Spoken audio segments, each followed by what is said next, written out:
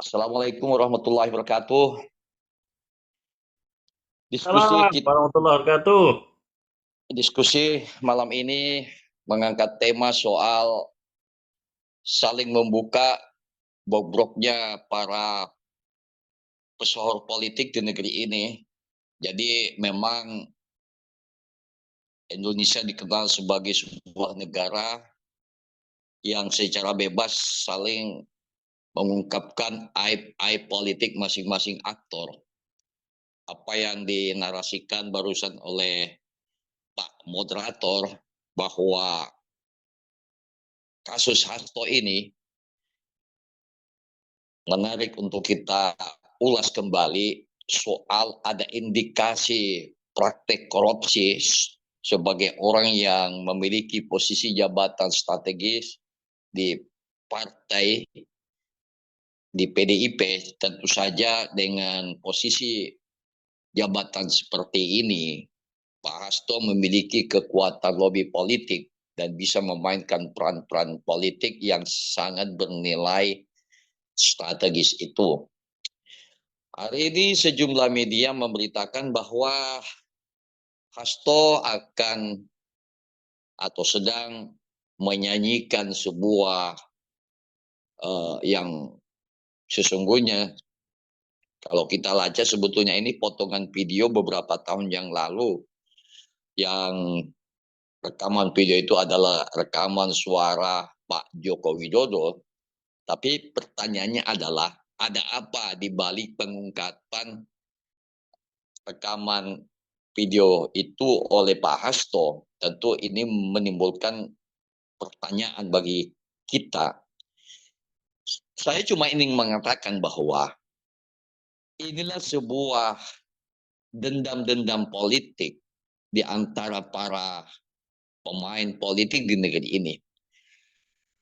Karena partai-partai yang ada di negeri ini memang tidak steril dengan praktek-praktek korupsi ya. Praktek korupsi itu sudah jamak dilakukan oleh elit-elit partai politik. Nah, oleh karena itu sebagai masyarakat politik, sebagai warga sudah bisa menilai bahwa partai yang ada di negeri ini sebetulnya saya katakan selain sebagai pedagang kekuasaan juga berpotensi menjadi praktek koruptif. Kalau kita bicara soal bobroknya negeri ini, kita harus mengamputasi lewat partai dan elit-elit partai. Tidak ada jalan yang lain. Ini sebuah sistem kekuasaan partai yang sudah rusak. Partai ini sendiri sudah terlibat dalam praktek-praktek kejahatan politik.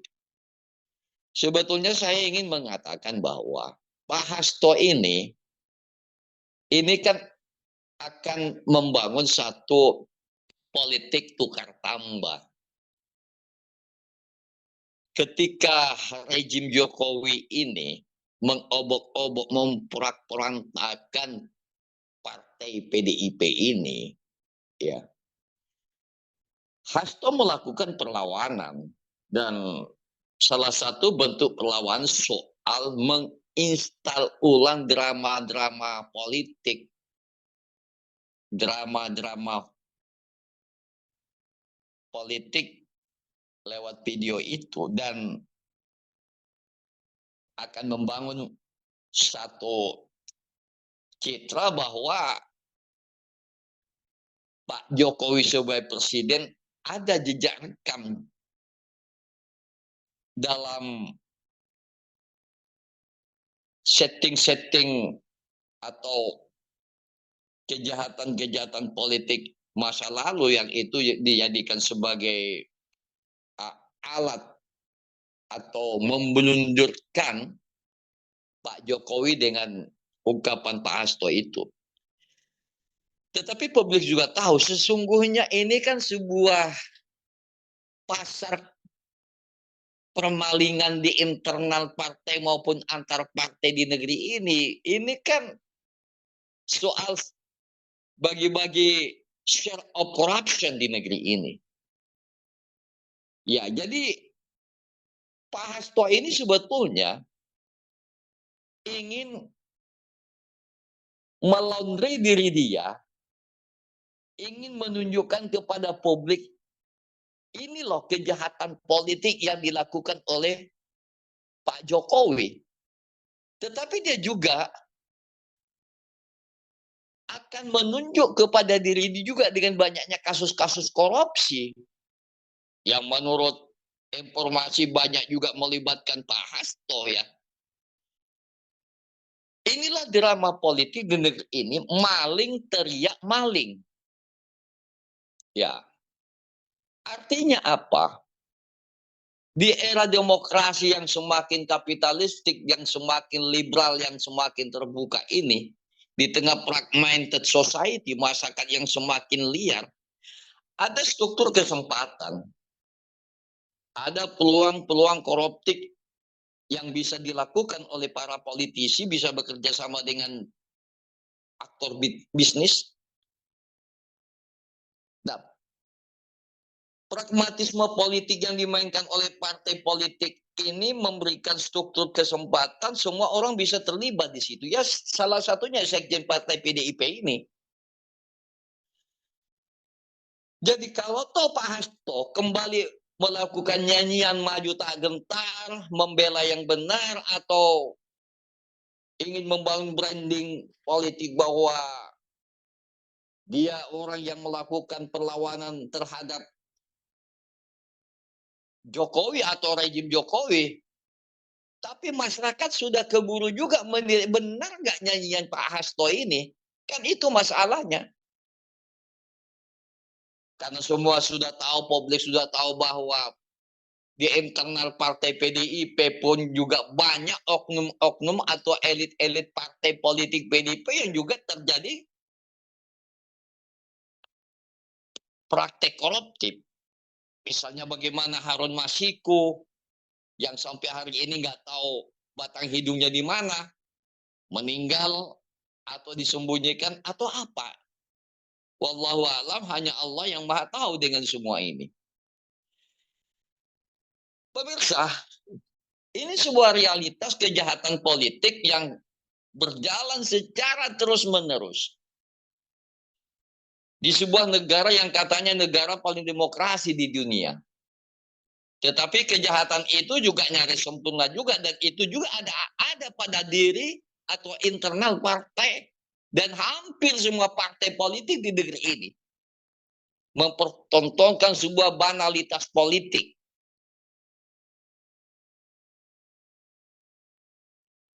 Hari ini seperti didiskusikan pada forum ini, ya channel ini menganggap ini menarik untuk diangkat. Soal nyanyian Pak Hasto di depan masjid itu mengungkap tentang skenario Jokowi memobilisasi kekuasaan untuk memenangkan pemilihan umum dan macam-macam sebagainya. Saya hanya ingin mengatakan bahwa ini nyanyian yang sudah basi sebetulnya ya. Pak Hasto tidak cukup ampuh untuk melaundry diri beliau dari sebuah persepsi publik bahwa Pak Hasto itu ada indikasi terlibat praktek koruptif. Soal tadi perkereta apian dan macam-macam ya. Memang susah untuk mencari sebuah politisi yang memiliki karakter negarawan. Yang ada sekarang ini kan semua nih perampok-perampok yang ada ini ya. Yang berlindung di balik kekuasaan, di balik di partai politik. Saya hanya membayangkan mengapa pada tahun 1955 para politisi-politisi zaman itu yang mewakili zamannya dan dicatat dalam sejarah bahwa kalau Anda ingin melihat bagaimana sejumlah sosok negarawan, bukanlah lembaran sejarah, peristiwa-peristiwa pemilu tahun 55, di situ kita temukan politisi juga seorang negarawan yang brilian, yang memang mereka memperjuangkan kepentingan publik, kepentingan bangsa dan negara.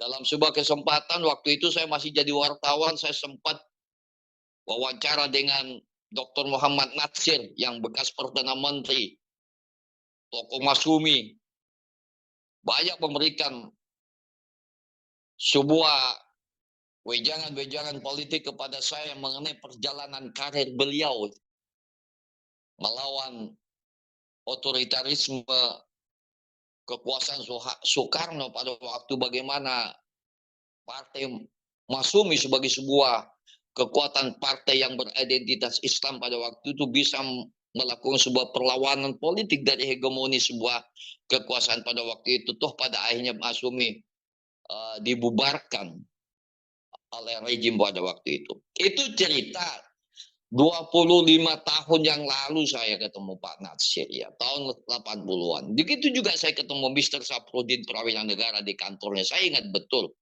banyak cerita soal sepak terjang perpolitikan di era tahun 50-an. Nah, hari ini kita ini tidak menemukan sosok negarawan. Yang ada adalah sosok perampok-perampok licik yang berlindung di balik isu-isu demokrasi.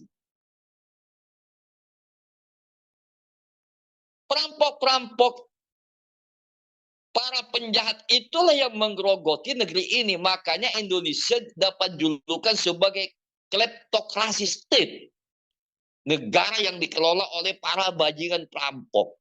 Karena partai politik hari ini nggak ada yang steril dari praktek-praktek korupsi. Bagaimana kita bicara soal demokrasi yang berkualitas, bermartabat, kalau semuanya dalam situasi atau berada pada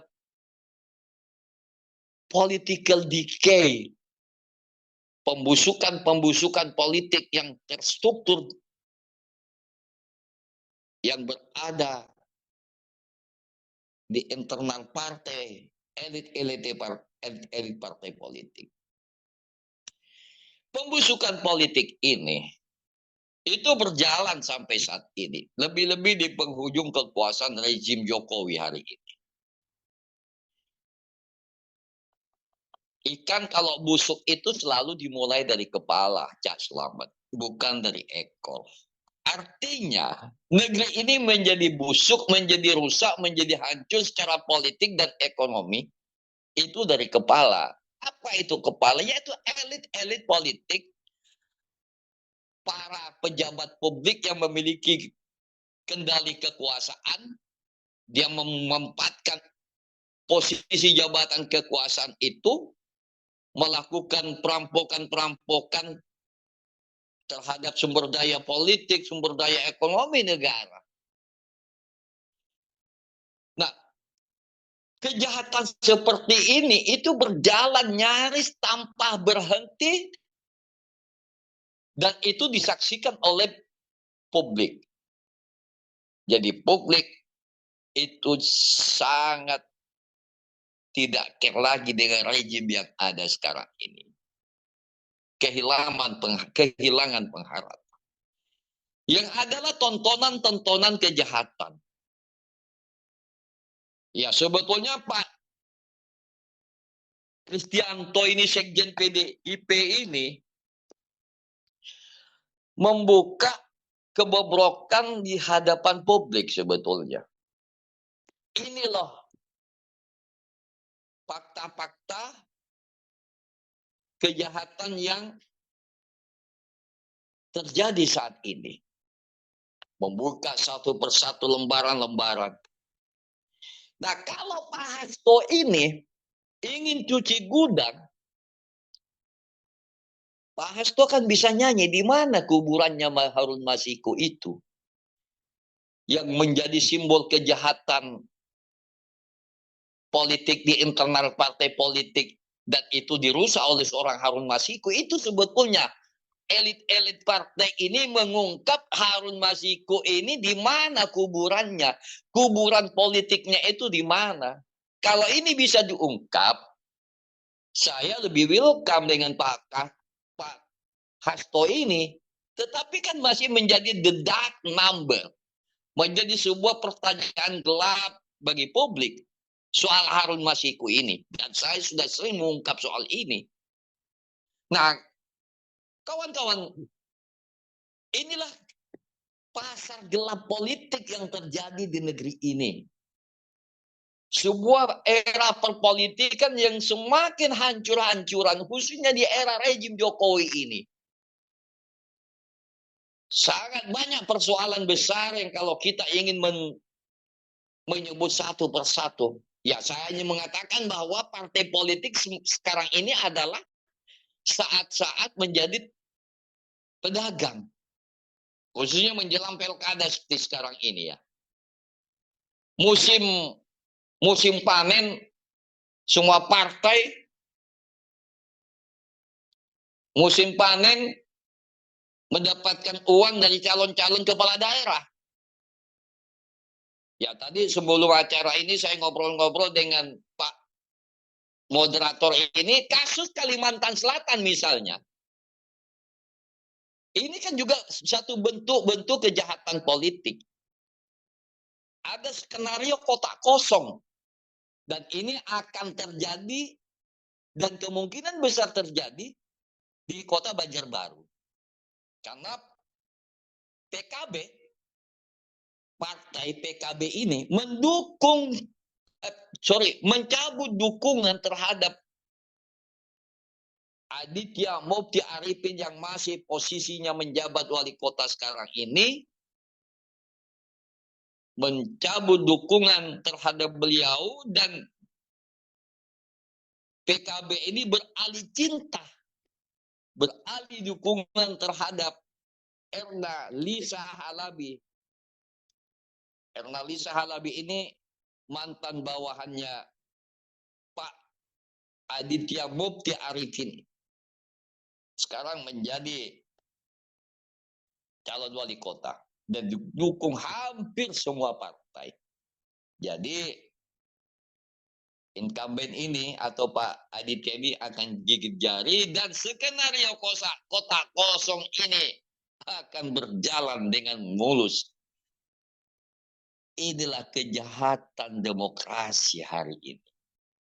Contoh konkret dari Kalimantan Selatan, dari kota Banjarbaru.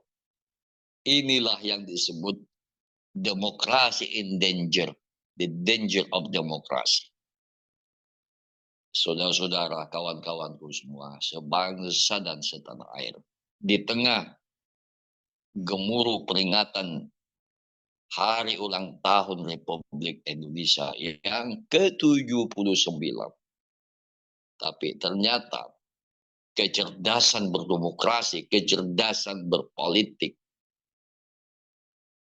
masih terlalu mahal untuk diwujudkan di negeri ini.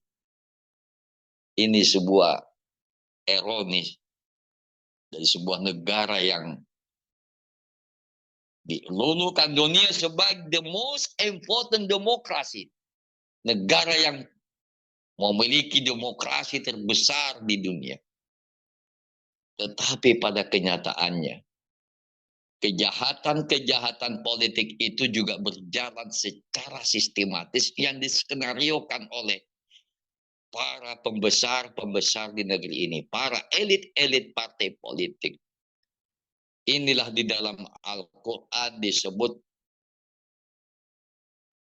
sadatina wa kubaraina, para elit-elit, para pembesar-pembesar sekedar ingin membaptis diri dia menjadi seorang politisi akabirah mujrimiha, pembesar-pembesar atau elit-elit politik yang congkak, rakus, dan sombong. Akabirah mujrimiha. Ini jelas dalam Al-Quran sebagai sebuah referensi kita bagaimana membaca realitas perpolitikan lokal dan nasional sekarang ini. Yang ada para badut-badut politik yang menskenariokan kejahatan political decay yang terus-menerus berjalan, terutama di penghujung kekuasaan rejim sekarang ini. Nah, tinggal rakyat dituntut sebuah kecerdasan, membaca fakta, fenomena, perilaku politik ini. Nah, kita berharap rakyat juga jangan silent culture, diam. Paling tidak ada kemarahan di dalam hati dan pikiran. Dan itu selemah-lemahnya iman politik. Nah, saudara-saudara sekalian, saya hanya membaca itu bahwa apa yang dilakukan oleh saudara Hasto ini sebetulnya ingin melakukan satu perlawanan politik, tetapi Hasto juga ada indikasi politisi yang tidak bersih juga. Jadi sebetulnya maling, teriak maling di negeri ini, dan itu sudah jamak di mana-mana. Terima kasih matur nuwun, Cak Slamet, channel yang luar biasa yang selalu concern, selalu memiliki willingness terhadap isu-isu politik, isu-isu ekonomi di negeri yang sangat kita cintai ini. Oleh karena itu kita tidak bisa tinggal diam. Sekecil apapun hasil percakapan, perbincangan kita, kita harus selalu menyuarakan. Kita tidak boleh diam. Diam itu mati sebelum ajal. Terima kasih Cak Slamet. Ini yang bisa saya sampaikan sebagai pengantar pertama diskusi kita malam ini.